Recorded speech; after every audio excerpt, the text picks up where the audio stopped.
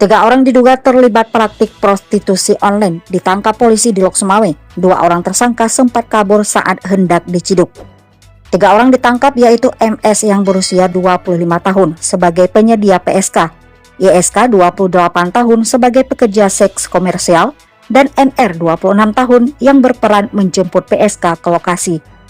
Penangkapan dilakukan di sebuah rumah di Gampung Menasah Blang, Kecamatan Muara II, Kota Lok Sumawe. Kapolres Lok Sumawe AKBP Ahzan mengatakan pengungkapan kasus itu bermula dari polisi yang mendapatkan informasi adanya praktik prostitusi di rumah tersebut. Setelah diselidiki, polisi menyamar untuk memesan ISK lewat MS. Tersangka MS mendapatkan tarif 700.000 untuk 1 kali layanan, termasuk biaya sewa kamar. Setelah uang ditransfer ke akun Dana atas nama MS, petugas diarahkan menuju sebuah rumah di Menasah Blang. Setiba di lokasi, petugas mendapati ISK sudah berada di dalam kamar, sedangkan MR berada di luar rumah untuk mengawasi situasi. Polisi langsung menangkap ISK, sementara 2 orang lainnya berusaha melarikan diri. Keduanya akhirnya ditangkap setelah sempat kejar-kejaran dengan polisi.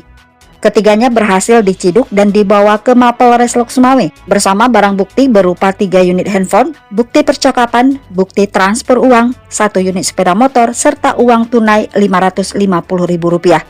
Ahzan mengatakan dalam pemeriksaan tersangka MS mengaku telah menjalankan praktik ini sejak Januari 2025 dengan tarif bervariasi antara Rp350.000 hingga Rp700.000. Sementara ISK mengakui telah menjadi PSK sejak tahun 2023 dan beberapa kali menerima pesanan melalui MS. Para tersangka dijerat dengan pasal 23 ayat 2 Junto, pasal 25 ayat 2 Junto, pasal 33 ayat 1 Kanun Aceh nomor 6 tahun 2014 tentang hukum jinayat. Kasus ini menjadi pengingat akan pentingnya pengawasan terhadap praktik asusila yang kini merambah ke platform digital, serta perlunya peran aktif masyarakat dalam pelaporan kepada aparat penegak hukum.